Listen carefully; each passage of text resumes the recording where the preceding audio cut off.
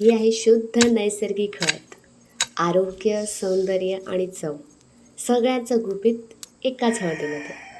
आम्ही अशी हळद खणून घेतली, नंतर ती एकत्र गोळा केली, त्याच्यातला सगळा कचरा काढून ती निवडून घेतली आणि रात्रभर तिला अशी पाण्यात फुगवून घेतली आणि सकाळी उठून तिला मस्त करकरीत 7-8 वेळा तरी धुवून घेतली.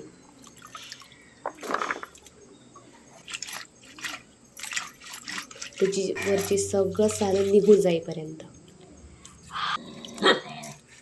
बघा कशी नॅचरल हळद. नंतर एक पातेलं घेतलं, त्याला मस्त क्लीन करून घेतलं आणि हळद उकडत ठेवली.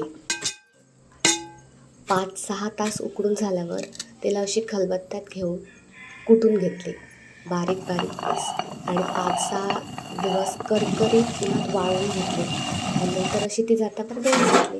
नॅचरल हळद रेडी.